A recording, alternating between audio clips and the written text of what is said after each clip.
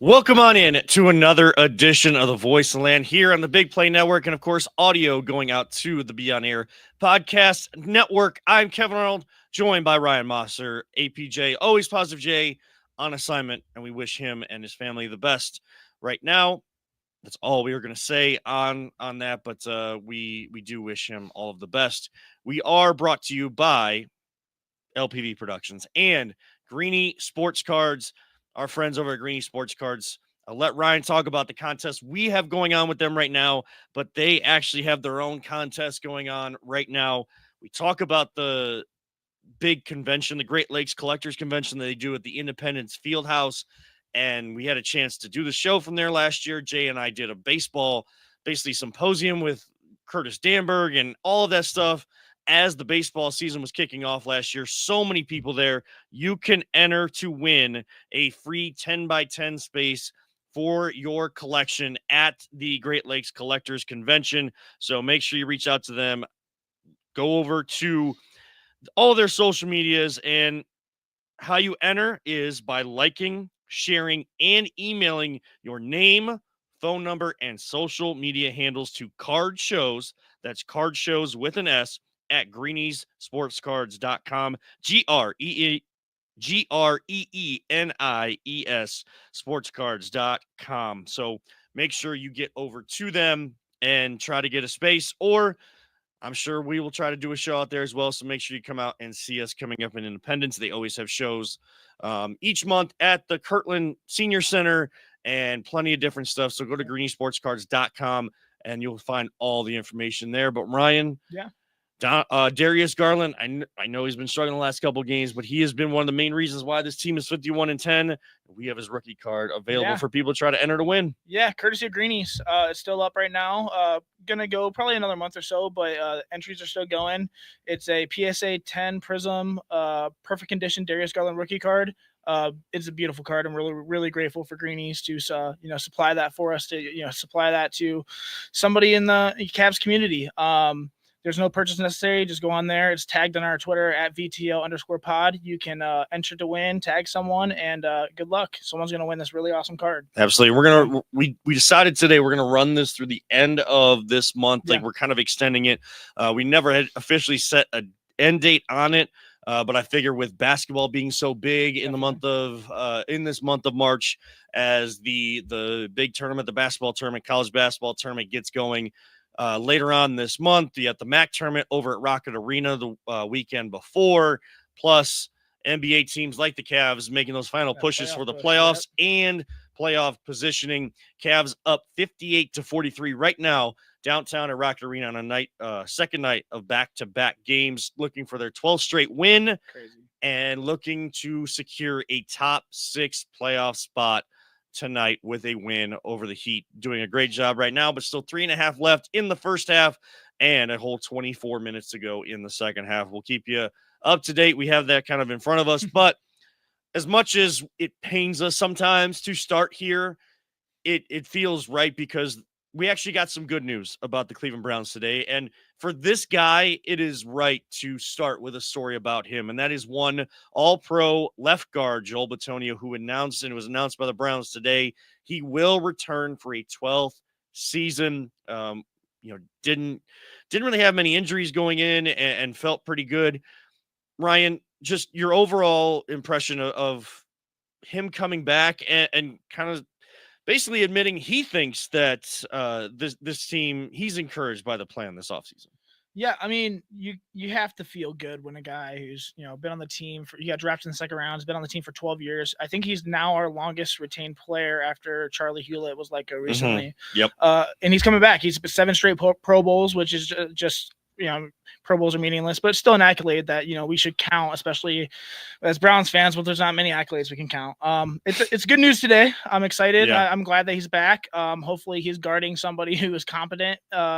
Behind him, but we'll figure that out when the day comes. So yeah, and of course the biggest question mark this offseason is who's going to be taking snaps just off his right hip behind center for the Cleveland Browns in 2025. We'll talk a little bit about that because there is something I want to get into with you on the quarterback position tonight, Ryan. But I don't know if you saw or not, but Mary Kay Cabot, like when the news broke, like she had a story kind of ready to go. A lot of these insiders do, because like that, they're going to hear this news, or they at least hear that something's leaning one way or the other. You kind of have different angles ready.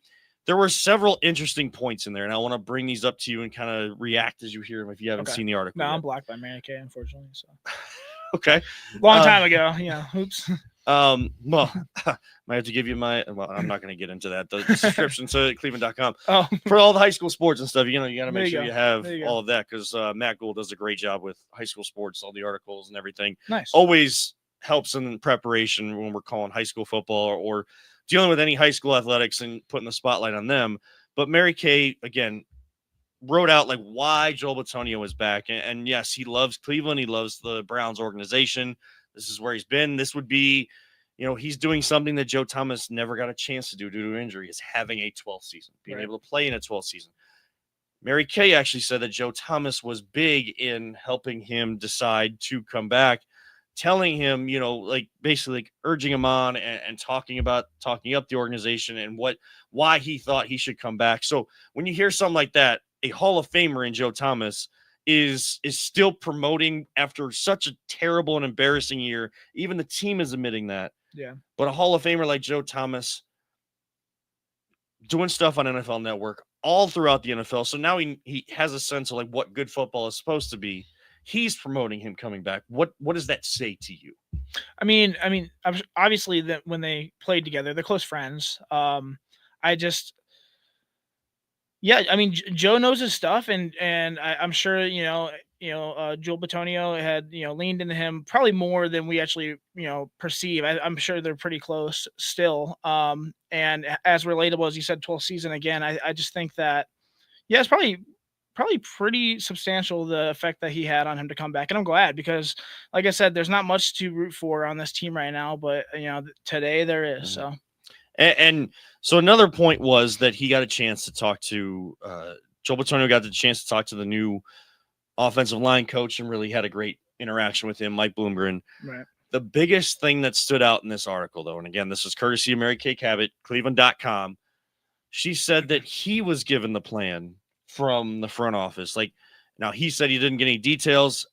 I don't know how it was described to Miles versus Joel, right. But your two best players, I know that Miles still has more years left than Joel does, but two supposed veteran leaders on your squad, one doesn't like the plan, and yet Joel Bitonio, who I don't think he's just going to walk the company line and just say something good just to say something good.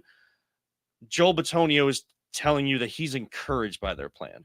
Yeah. How do you sift through, like, Myles Garrett wants out because he doesn't like the plan, and like it seems like that seems to make sense because this team doesn't make the right decisions. Right. But Joel Bitonio was saying, yes, like I actually believe in what they're doing and getting this team to be competitive in 2025. They're on two different career trajectories, I believe.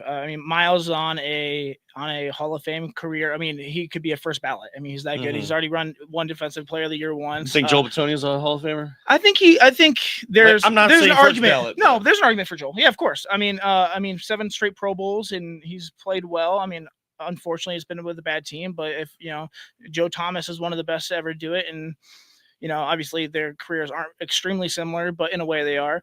But nonetheless, I think that, Miles is looking for Super Bowl wins now. He's not looking to be competitive or fringe competitive. He's looking to win a Super Bowl. He's pushing 30. I'm pretty sure he's close to 30. He's 29. Yeah. Yeah. And he's counting how many years he's got left. He's got one more chance to make a giant contract. He says money's not an issue, but if he can make as much as he can and win a Super Bowl, yeah. Joel was contemplating leaving after this year.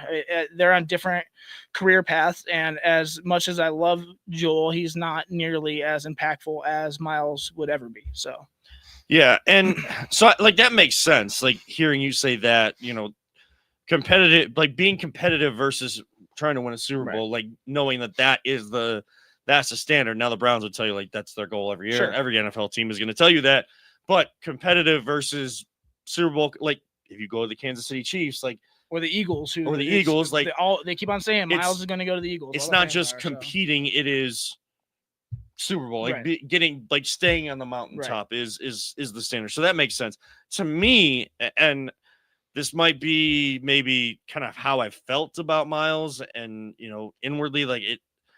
I've been a fan of Miles and a big fan of his, and I know that he is going to be a Hall of Fame level talent, and a Super Bowl would kind of solidify his place in NFL history as a defensive end, as a guy that can rush the quarterback and rush with the best of them.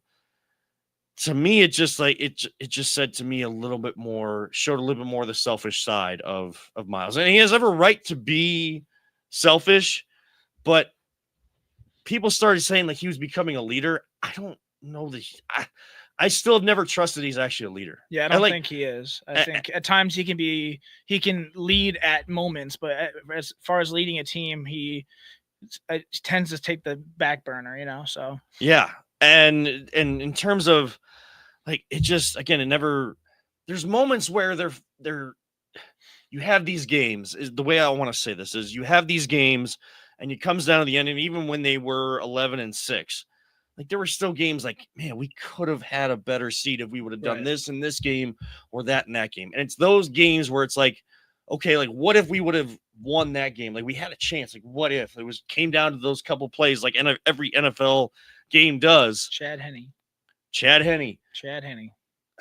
There's a great example right there. Yeah. Miles gets the sack on second down.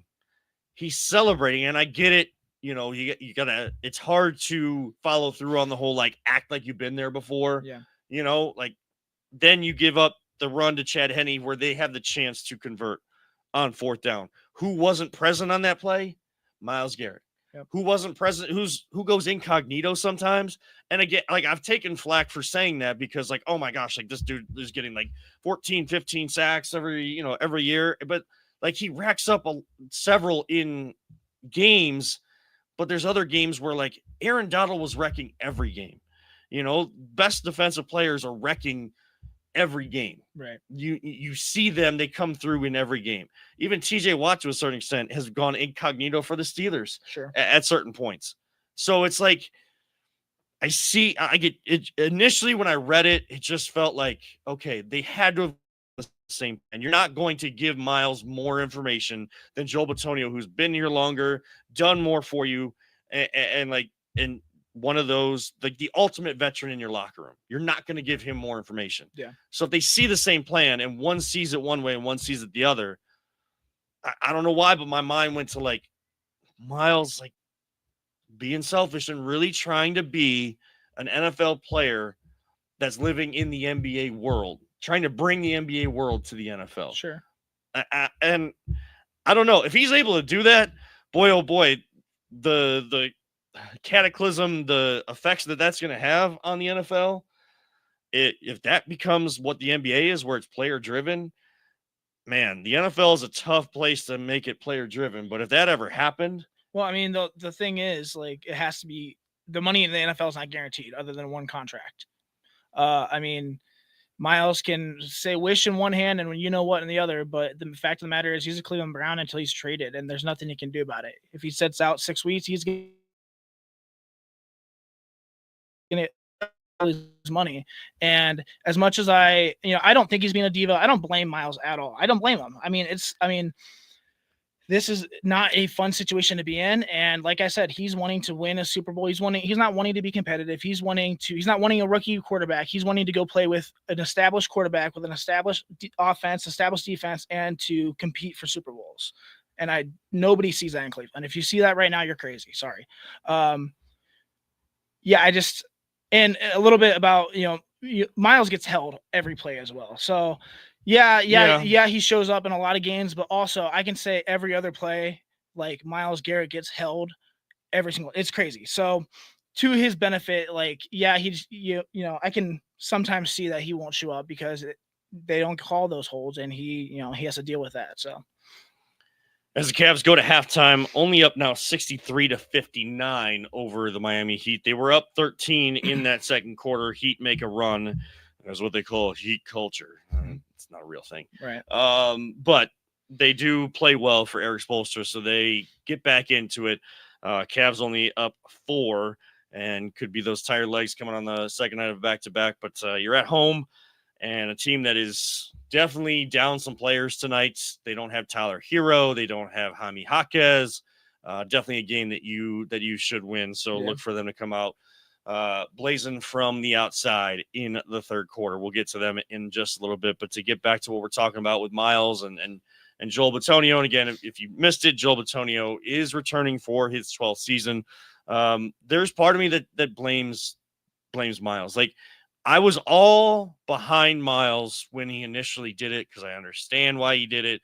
And the organization has not shown it at that time, especially when it came out. They weren't really showing a care to get things, and they weren't being as forthright with, yes, we are embarrassed after the season and those types of things. But once he went on Radio Row at the Super Bowl, it just like that selfish guy that I, kind of like that side of him that turned me off from him for like being like fully in on being a fan of his. Of course, I'm a fan of his because he plays in Cleveland. He's one of the best defensive ends, but like going all the way with it, like when I was a fan of LeBron when he was here, especially in his first stint, the posters everywhere, the like that type of fandom, the true fanatic type element of it. The selfishness just started creeping back in. So like I don't give the Browns any like leeway now. I blame them a lot, but I also have blame for Myles Garrett. Now, is Myles being selfish if he in his mind has already made up that he's no longer going to play for the Cleveland Browns? He already said he requested a trade. He doesn't want to be for the team. If he is full in on wanting to play for a different team and he goes on Radio Row saying, hey, I'd love to play with the Eagles. Jalen Hurts is great, or I'd love to play with blah, blah, blah. Is he being selfish, or is he just trying to do what he just said he was trying to do? He is trying to do what he said he's trying to do. But again, he's not an NBA player. Sure. That looks different. That comes off different if it's an NBA player because we know that they can dictate where they go. Right. But you are an NFL player in the NFL. Owners control everything. And look, you can staunchly say that you're not going to do it. And I think this could drag out for a while. And if you're in favor of trading Myles just so we can get more draft assets, you're not going to see those till 2026 because I don't think anything happens until after June 1st. And nobody brings up the fact that there are cap ramifications, big ones, if they trade him before then. I get it. He doesn't want to be here. You want to get the assets. Don't worry about the money. Like, let them figure it out. Like, that's their job. Okay. But we're already strapped with the whole contract from Deshaun Watson. Stupid. Then we're going to get strapped more. And then when it comes time for that money to be available and people are complaining, oh, well, you got rid of him. But like people are going to turn to saying, oh, you got rid of him before June 1st. Oh, we could have saved that much money. Then this team is just ridiculous. Nobody's going to win in that situation. But if you look at this team, what do they like to follow? Analytics. When they look at analytics, they have a guy as the GM that's been doing NFL cap space finagling since he was in fifth grade. His wife posted that picture a couple years back that he's been doing this since he was in fifth grade. So he's going to try to take advantage of every contract restructure, everything that saves them money or saves them from being too strapped for building the team. Andrew Berry's going to take that. Yeah, it's so sad that he's been doing this since fifth grade and he still sucks at it too. So I just, I don't know. Let me just say something. I think that Myles Garrett's going to play on this team next year. I think that all of this is for show. I think Max Crosby today just got paid the highest contract outside of a quarterback. I think Myles is going to get that from the Browns. I think they're going to make him nice and happy.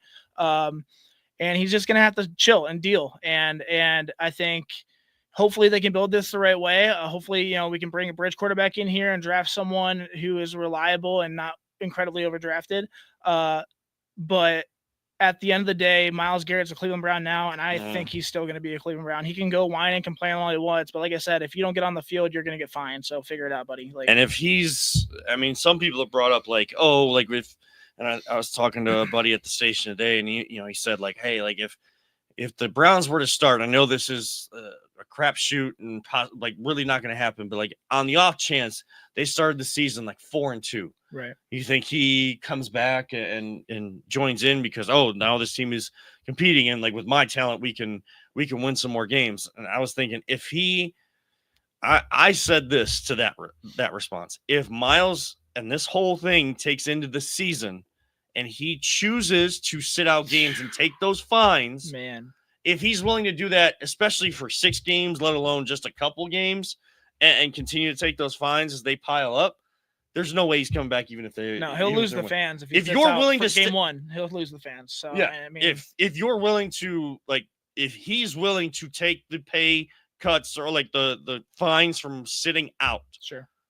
Like there's the hold in, but like sitting out, there's more penalty to that. If he decides to do that and it follows through with that, even for a game, like he's got his toes dug in and he's just going to be willing to pay all that stuff. And because he knows he's going to get a contract that'll pay it back and then some at some point. Yeah, I just feel like that would tarnish his image that he has already tried to rebuild so hard after the Mason Rudolph situation. I just, especially with Browns fans in general, I mean, yeah, he wants to leave, but I'm sure he wants to leave on a good note. I don't think he would sit out games and risk losing money and just fandom in general. I think that would just be the dumbest decision. It feels like that, doesn't it? Like he's trying to rebuild the image, but like, what is he? There's times where it feels like he's rebuilding, and other times where it's like I don't care.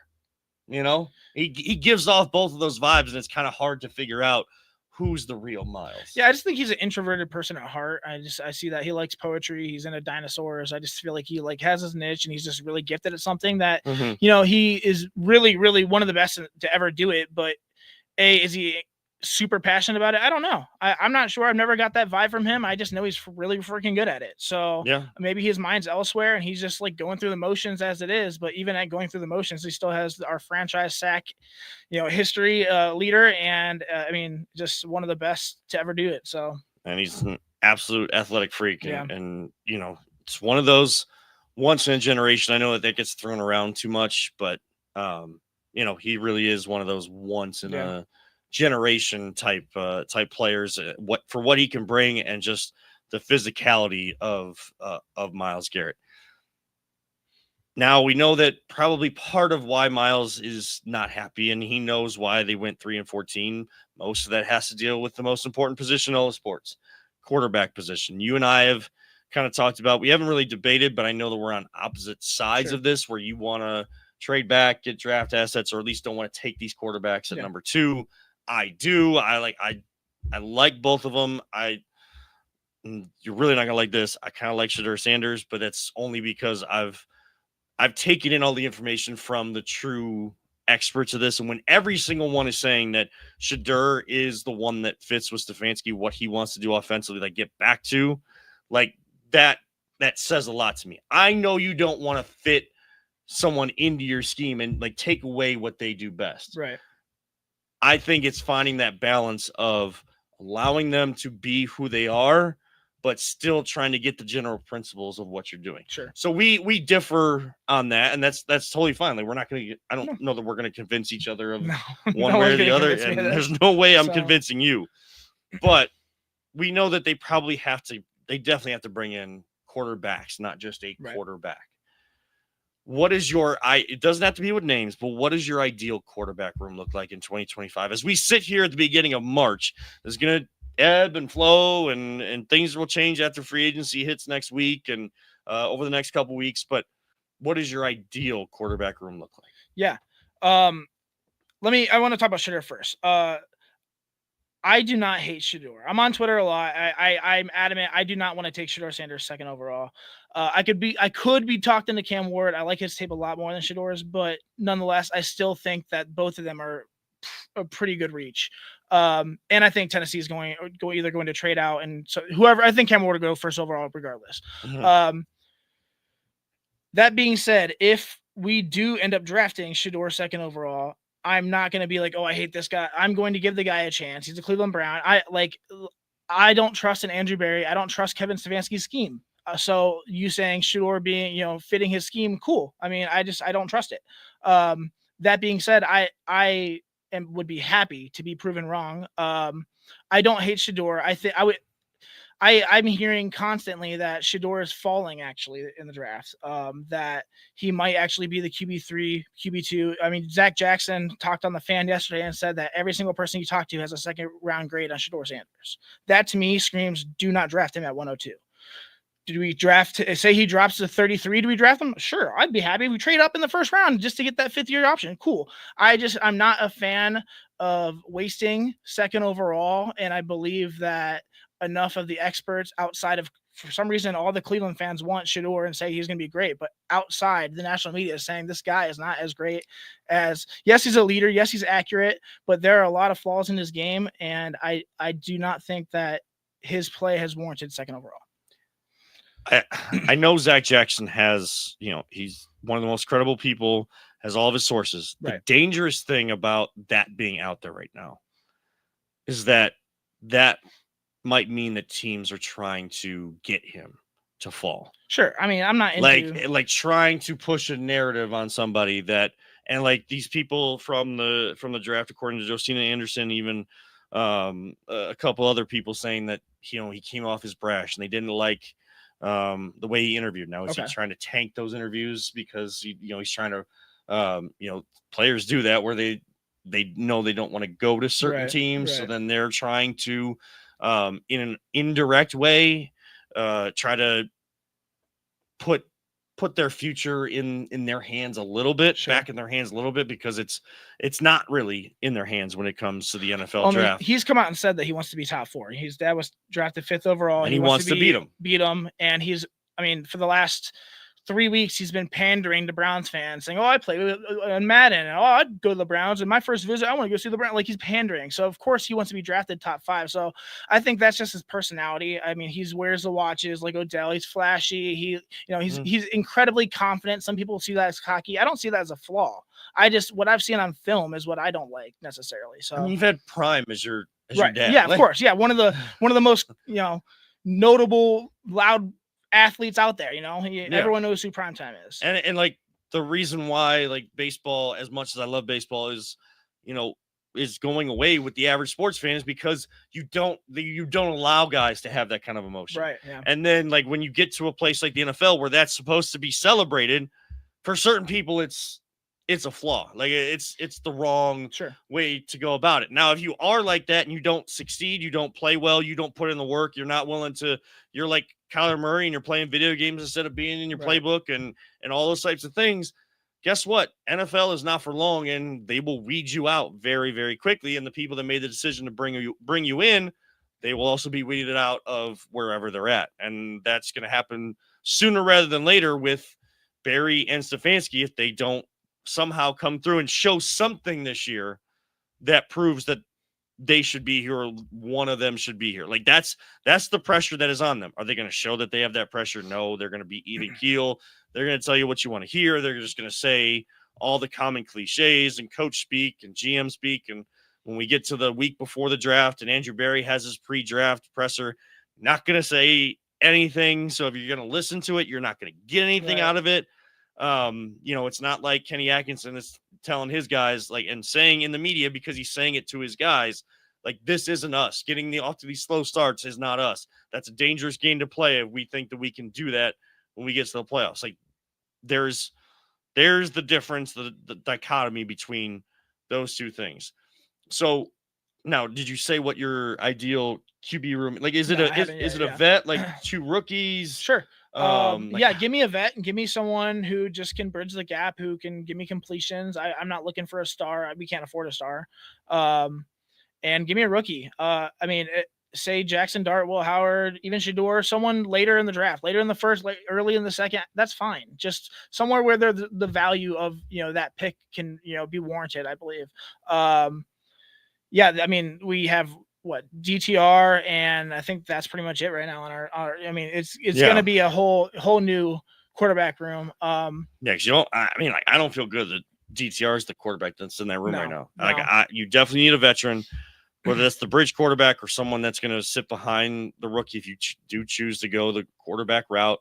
Well, I mean, I think they're going to draft a quarterback regardless. Yes. Either second overall, third round, second, somewhere there's going to be a quarterback drafted.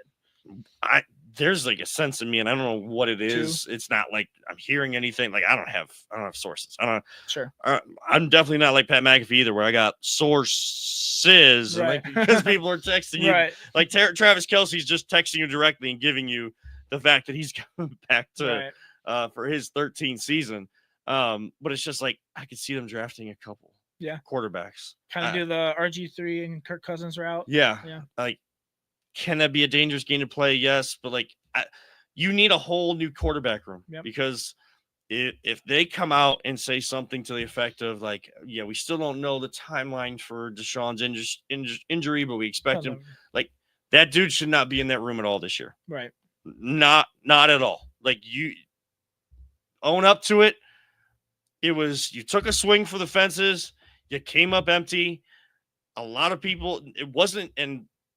My problem with it is when people criticize Barry and this front office for doing that, they weren't the only NFL team doing that. And people act like they approach it like they were the only team to do that. Now, they were only team to give him 5 years, fully guaranteed contract. Right. That is an issue. But that's also on the owners because they're willing to open up the checkbooks to do that. So, and they're off trying to convince you that this stadium is the only thing you should care about and trying to pull the wool over your eyes and not look at what's actually going on.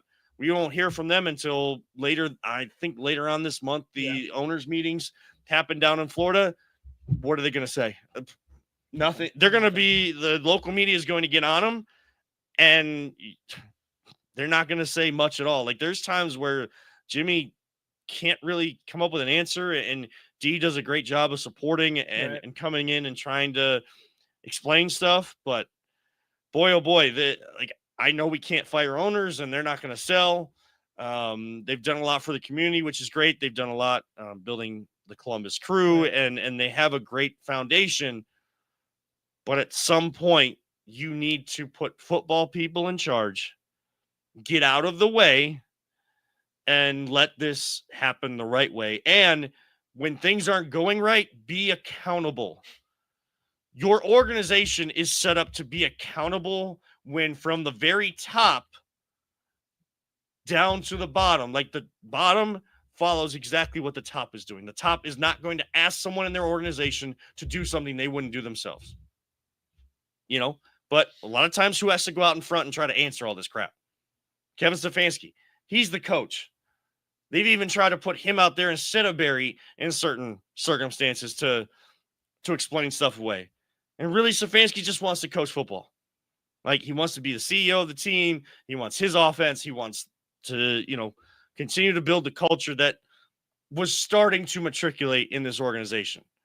And we just can't get out of our own way. We can't, like even Stefanski himself, we somehow cannot find people that aren't willing to act like they, we just find people that want to act like they're smarter than everybody else. And they say if you start listening to fans, you end up with them. There's been some stuff the fans and other people outside the organization have said the team should do, and they didn't. And the people still ended up with the fans. Right. There's no winning. And good to see Joel Bitonio come back. Finally, some good news for this team. But speaking of the draft, Ryan, you're bringing up these prospects that we should keep an eye on that, they're not the sexy names, the names that, you're going to hear throughout the first round. And when it comes to day 3, everybody's just going to keep reviewing what happened on day 1 of the NFL draft. But these names are going to be selected. They're going to scroll across your screen. Who do you have for us today? And I see it's a tight end. This is a deep tight end draft. Yeah. Who do you want to talk to us about today? All right, this guy. I love this guy.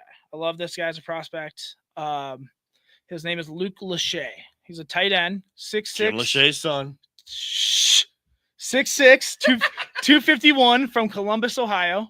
He was a 4-star prospect, and yes, his father is Jim Lachey, offensive tackle for Ohio State. In '84, he was All-American. '85, he got drafted 12th overall to the Chargers. Had a 10-year career, 3-time All-Pro. Ended up winning a Super Bowl with Washington as like the Hogs. Their offensive line that were just nasty, mean individuals. Luke's 3 sisters went to Ohio State. His uncles went to Ohio State. His brother-in-law went to Ohio State. But unfortunately, Luke from Columbus, Ohio, did not get an offer from Ohio State, even as a Buckeye legacy.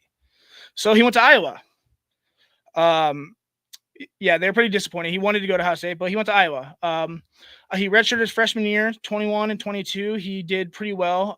He was behind Sam Laporta, who is just an NFL, we can say star now for the Lions. 2023, he was supposed to be that guy next in line, and he ended up breaking his ankle and needing surgery, and he was out the entire season, very early in the season. 2024 comes around, and so like I do crazy fantasy football leagues. So I do something called a Devi League and a C2C League, where I've talked about it before, but we basically draft college players as well and then farm them into our dynasty leagues. So Luke Lachey was the top tight end last year drafted consensus through Devi and C2C leagues. Everyone thought this guy was just going to step off the chart and dominate. If you don't know anything about Iowa has a top 5 defense last year, one of the best. They have an incredible offensive line and a great running back in Caleb Johnson, who's going to be drafted probably in the second round. But they were 130th in the passing game this past year, which is just not good for anybody who's going to catch the ball for Iowa. It was not good. Luke was criminally underutilized this year. He only caught the ball, 74 times, 893 yards, and 4 touchdowns. That was his entire career at Iowa, which is not good. Not great. But also not far off of TJ Hawkinson's numbers. I mean, for also Iowa. 2024, he had 28 catches and 231 yards. That was it. But it was, I think, 13 yards per catch he had, which is good numbers. Luke, he has a size and athletic ability that you want in the NFL. He has a fantastic catch radius. He really does have really good hands, nice and soft. He pinpoints the ball and he brings it in. He's just very, very reliable pass catcher. He has a knack for finding soft spots in coverage, so he's very shifty. His IQ is off the charts. He's very, very smart. He's high GPA, high character, very, very coachable kid. I like him a lot. He did basketball, track, and football. He's not the fastest guy, but he's a multi-athlete guy in high school, and I think he's going to do well in the NFL.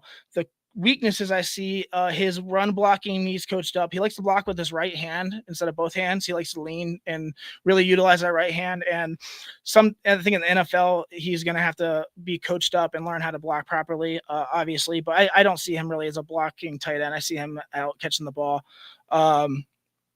Although he did run track, he's not super fast, but like I said, he is twitchy.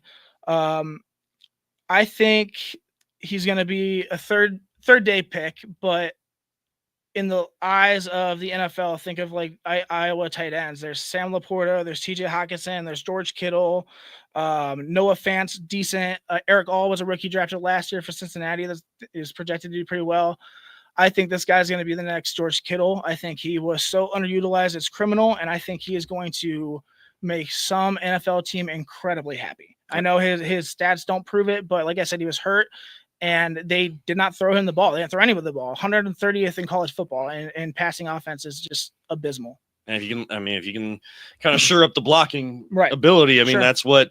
And I'm not comparing the two because it sounds like Lachey is going to, has the ability to be more impactful in the pass game than this guy. But a guy like that is from here in Northeast Ohio. Luke Farrell was a tight end at Ohio State. Like he is played at Perry. I actually was I was a drumline advisor at Wycliffe, and when they were playing Perry, and like there was times they were playing against Luke Farrell, it wasn't fair. Yeah. This dude didn't even have to jump; you just throw it, and he was able to catch it.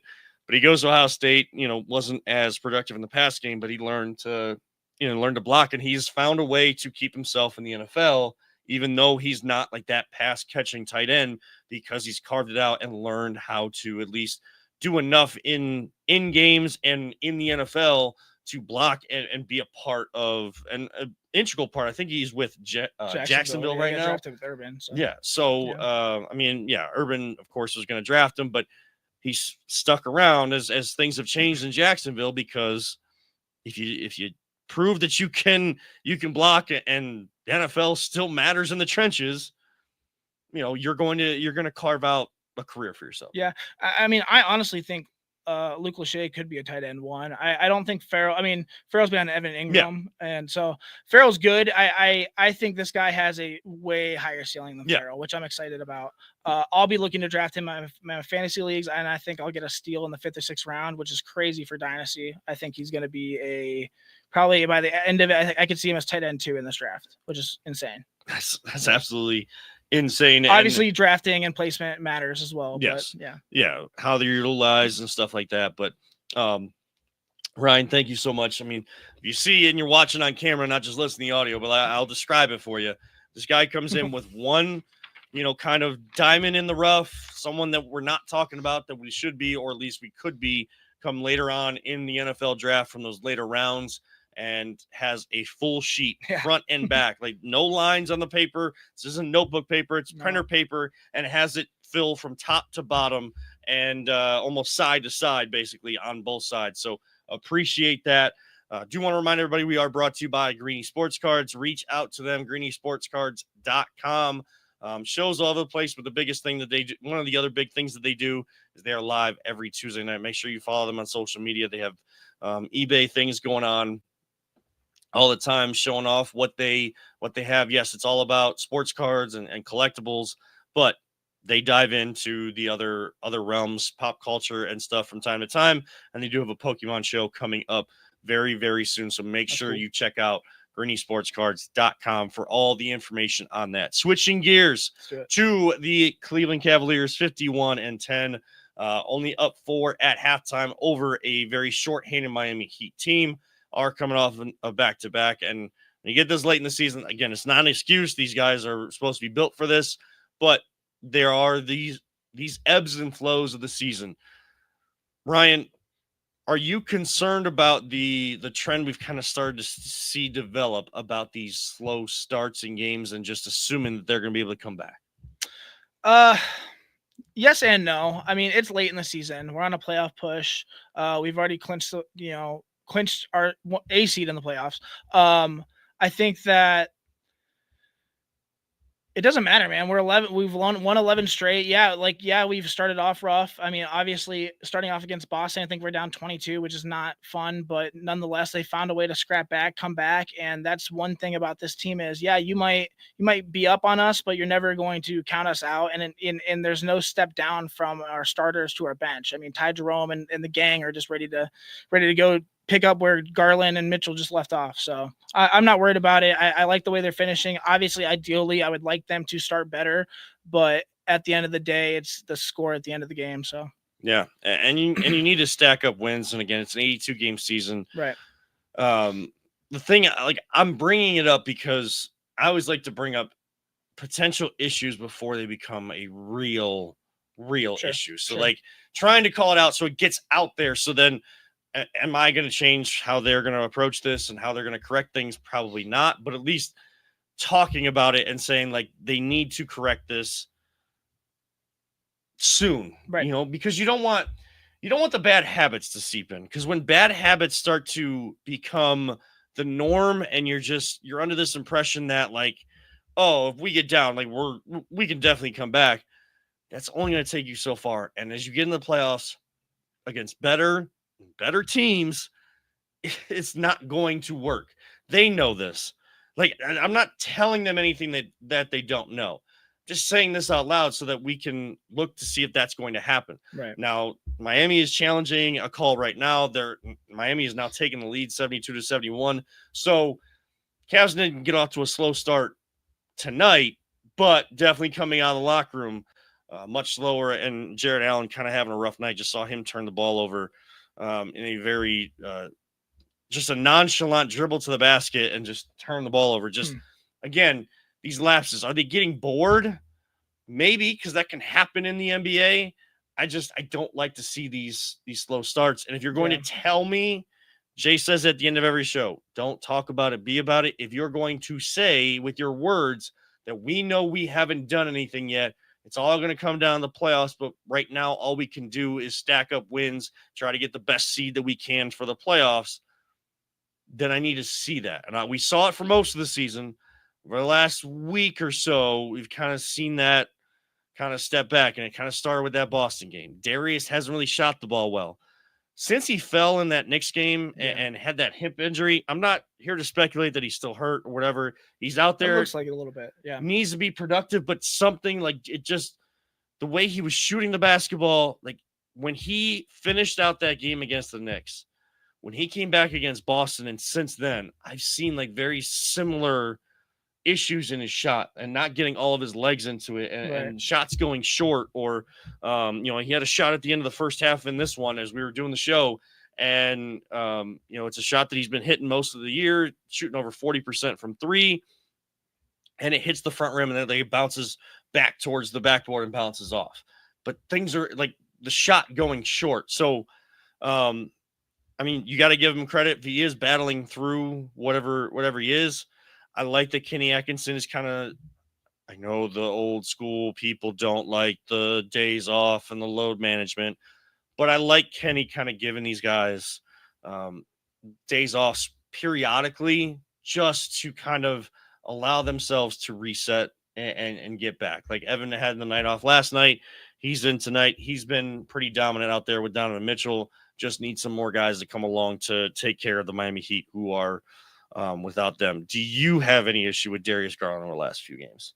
Yeah, like you said, he just looked a little off. If he's hurt, I think he's so important to this team. I wish that he would just like, hey coach, I need to sit a game or two just to, if he's not feeling right, sit out, man. I mean, if he's not hurt and, like you said, I'm not concerned, but that's where coaching comes into effect. And I have, as of right now, Kenny Atkinson has my full support in anything he does. He's shown nothing but just bring this team from one level to the top level. I mean, best team in basketball right now.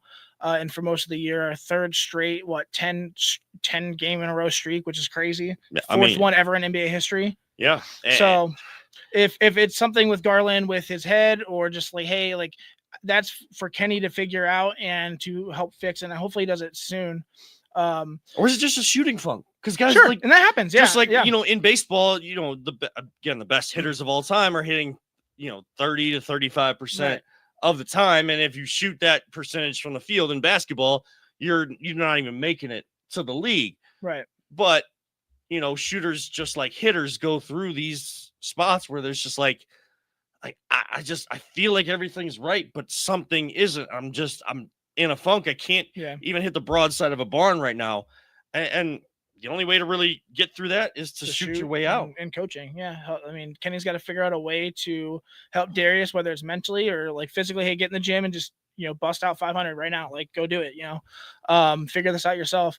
Earlier, you said, like, do you think they're just getting bored? I don't think they've earned being bored. Although this season has been an anomaly and crazy and amazing, like, you haven't won anything. Go out there in the playoffs and start, kicking teams' butts. Then maybe you can pretend to be bored a little bit. But I think it's just late in the season. People are feeling aches and pains a little bit. And I think they're just ready for the playoffs to start. So. And I hear what you're saying about, like, not earning the right.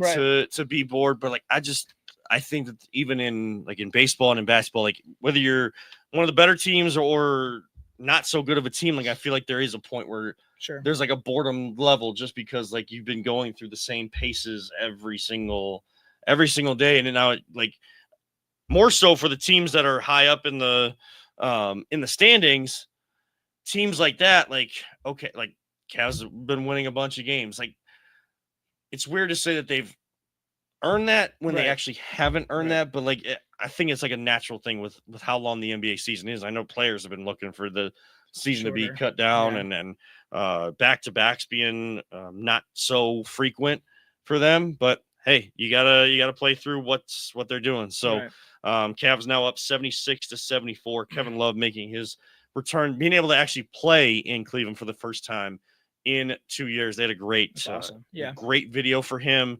And love Kevin. I know there was moments with him and Richard Jefferson, who's calling the game on the ESPN side tonight. That that 2016 championship ages like fine wine. Sure does. Yep. And Cleveland royalty forever. And now this new iteration of Cavs basketball is trying to find a way to put another championship banner up there without LeBron James. Like nobody thought that anybody would win anything outside of LeBron James being with LeBron being in the league too, and possibly playing him in the finals. Oh, I know. Which I would just hate so much. Yeah, that'd be the worst.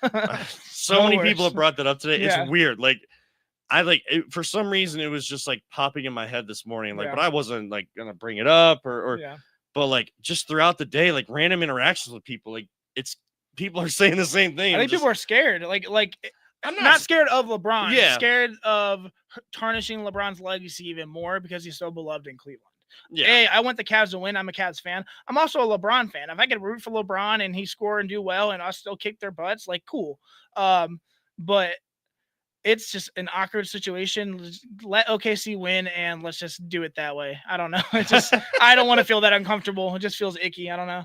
I mean, LA is just playing like they're the team that's starting to build momentum and that like starting to play their best basketball at the end. And then I mean, Luka, a top 5 player adding on obviously helps. What the heck has the Mavericks done? Oh my gosh. I mean, Kyrie out now too for the year, which is awful. Like what they've gone through since that trade happened. Yeah. Like I do feel bad for Mavericks and Mavericks fans. Yeah.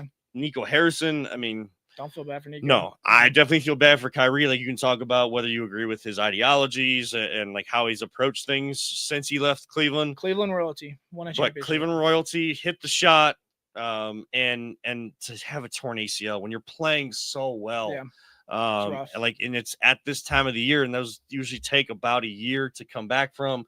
Some guys, they come back sooner, but that's still into next season. I'm worried that he's going to debate retiring, which is, I mean, he's older in age. I mean, the Mavericks are where they're at right now. I just, and he's enjoying being a father. And the fact that, like you said, it's going to take a year. He's going to be there for a playoff push. I mean, if he's healthy, it's going to be hard. I don't know.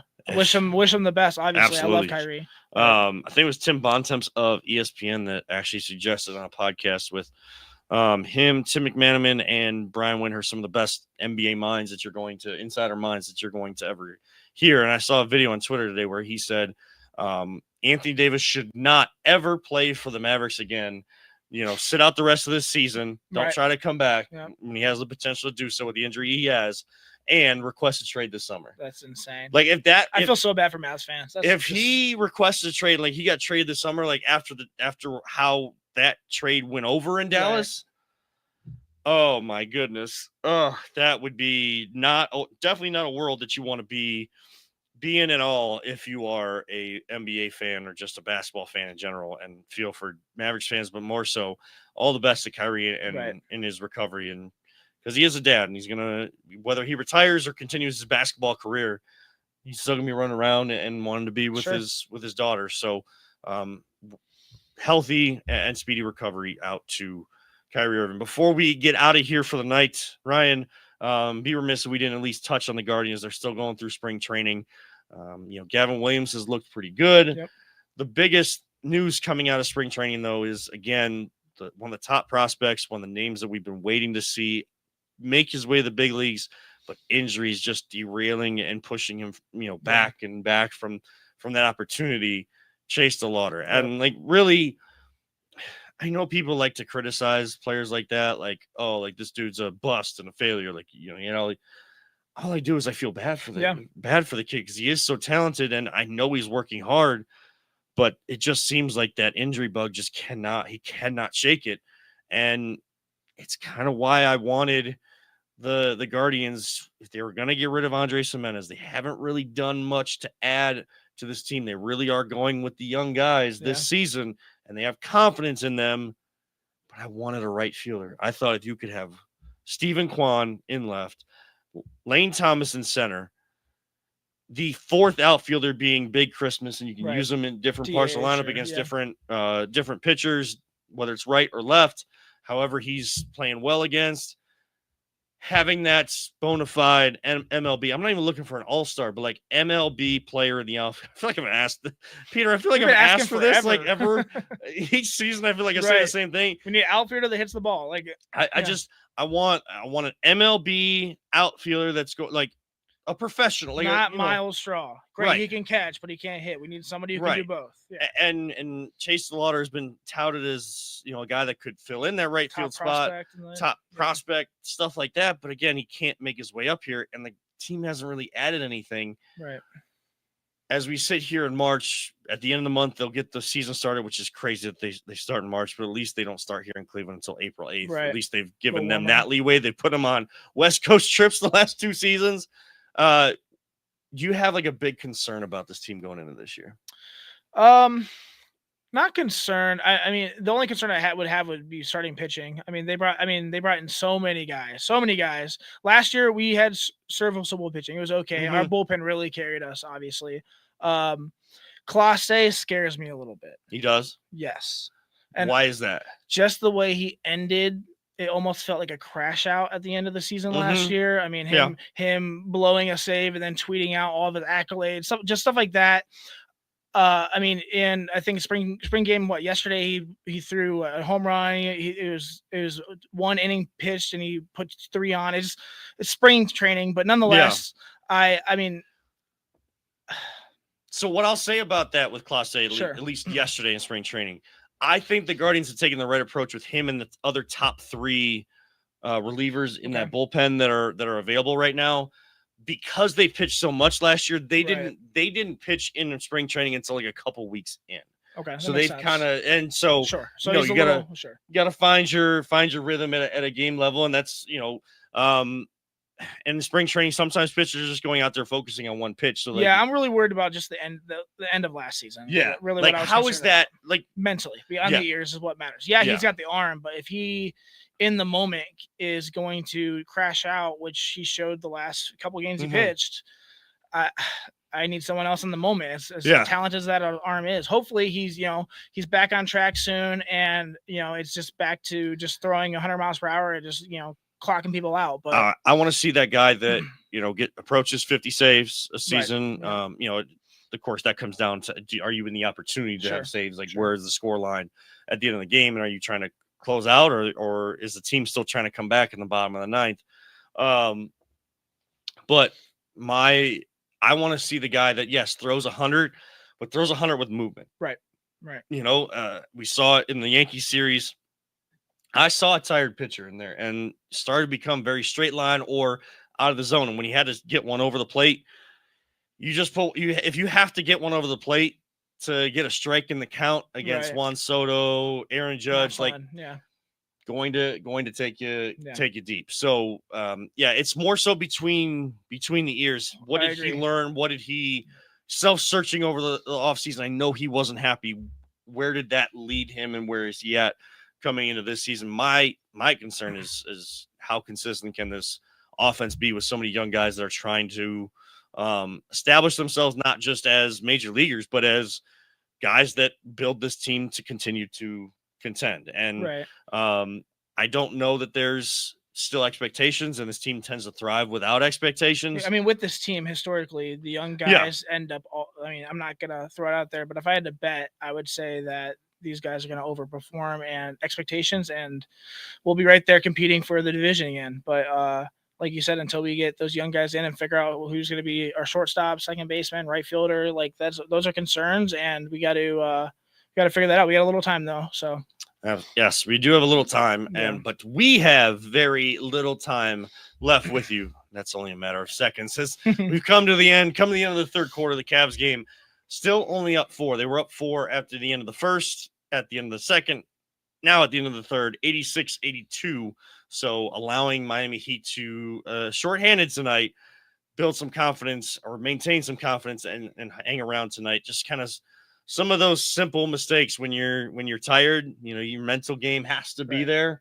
They've made some of those type of mistakes, that showing the exhaustion when you need to have your mental space as strong as possible going into those types of games. A lot of game left. A lot of game left. Yep. 12 minutes to go. So we'll get out of here. You guys make sure tune in wherever the game is going on at, and tune in every single week, Wednesday nights at 8 for the Voiceland here on the Big Play Network and audio on the Be On Air Podcast Network. We thank our friends over at Greeny Sports Cards. Reach out to them, greenysportscards.com. Find them on social media. They have a contest going on right now. You could have your own table without, a free entry, 10 by 10 table for all your sports collectibles and being a part of their Great Lakes Collectors Convention at the Independence Fieldhouse in Independence, Ohio. A great show, one of their biggest of the year. You could win a spot there, so make sure you follow them on social media for all the rules. For our producer extraordinaire, Peter Tellup, Ryan Mosser, we wish all the best to Always Positive Jay and his family. Hopefully he's back with us next week. I'm Kevin. I'll reminding all you sports fans, don't let anyone ever tell you it's just a game. We truly love you all. 3,000. Don't talk about it. Be about it. Trade back no matter what. And live life. All gas, no brakes. Although Browns maybe hold back on that, according to Ryan. This is the Voiceland on the Big Play and Be On Air Podcast Networks.